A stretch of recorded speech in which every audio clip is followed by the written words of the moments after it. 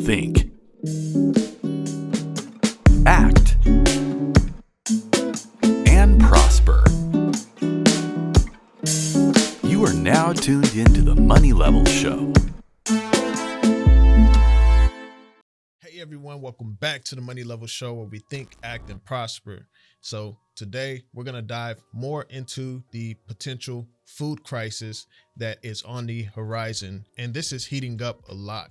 And so I really want to stress the importance. There's a lot of important people in the financial realm that I actually follow that have been speaking to this, that have been doing some research on this. And so we're going to jump into just some updates on it. And I just hope that you all be able to prepare yourself, be able to protect your families, be able to be self-sufficient during these times where we have a lot of geopolitical risk. We have a lot of politicians passing policy that actually affects us as the people and everything. And so I really want to dive into this. I told you all that I would keep my finger on this, so let's look into it. All right, so the first thing is Canada's railroad company. They pretty much had a strike. So they were in negotiations with the union. And this railroad company actually provides a lot of transport of goods such as fertilizer and food and even feed for cattle and many types of farm animals. And this is in North America. So I believe it's Canadian Pacific. So they actually shut down the railroad due to workers' strike. The union had given the company a deadline so that they could negotiate the wages for the railroad workers. And this is what's happened. Now we're seeing that the workers are actually going on strike. So Canadian Pacific Railway halted operations and locked out workers over a labor dispute early on Sunday, which each side blaming each other for a halt that would likely disrupt shipment of key commodities at a time of soaring prices. All right, so this is gonna halt some of the imports that we receive when we see that, you know, we had the truckers convoy. Now we have this railroad issue where they're going on strike, and so some products aren't going to be delivered, and we're going to see the prices actually skyrocket. So this is what we're looking at. So I actually went to their website. All right, so we're looking at their website now, Canadian Pacific Railroad. So this is a map of where they actually all transport to. So it isn't just Canada. They actually transport goods and fertilizer to the United States as well. So this is a more in detail map. So going to their website, you know, looking at fertilizer and potash for, you know, growing agriculture, growing crops, all those different things for farmers. And farmers are already having a hard time. I brought Jim Rogers on. He's spoken about this quite a few times. So this is a more or less complicated map where they actually transport these goods to. So when you're looking at it, you see it goes through Montana, it goes to Idaho, Washington, it goes to Kansas City, you know, in all these different places.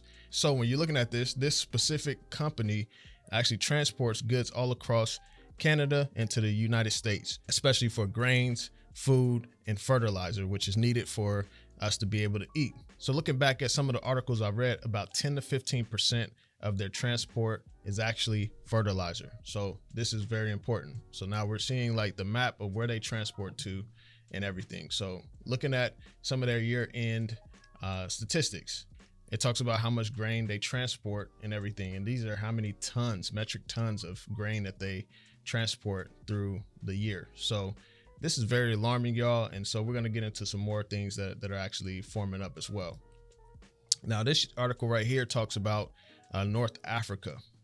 It talks about how North Africa is very reliant on Russian exports, especially wheat, Russia and Ukraine to be exact. So it talks about how these households in North Africa are starting to stock up on flour and other things that they will need because these key wheat exporters are at a conflict. This is very dangerous, and I want you all to stay on top of this. So now back to China. China says braces for effects of global fertilizer shortage on food security.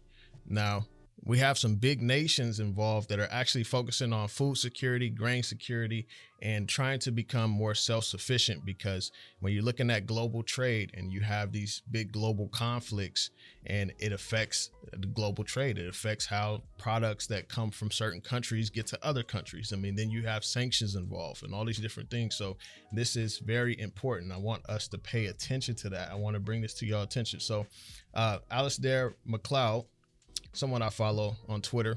I also follow some of his interviews. He's actually very knowledgeable in the economy, the markets, especially gold, and monetary policies and all those different things. But even on his Twitter, he posted a chart that I want to bring up. So this is a chart of African dependence on wheat from Russia and Ukraine. So you can see that the Russian Federation is in the red, Ukraine is in the blue.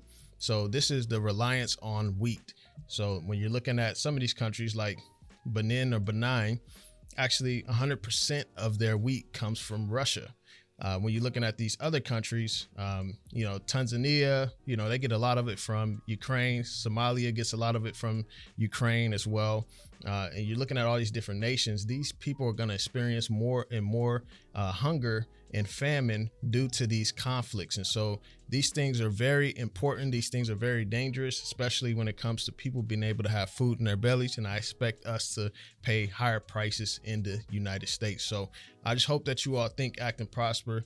Protect yourselves. The worst thing that can happen is that you get prepared and it doesn't happen, but at least you're prepared. That is better than not being prepared and then it happens and then you're not able to provide for your family as much. So I hope that this was helpful, you all. Be sure to hit the like button, to subscribe, hit a comment below, and I appreciate you all for joining in to the Money Level Show.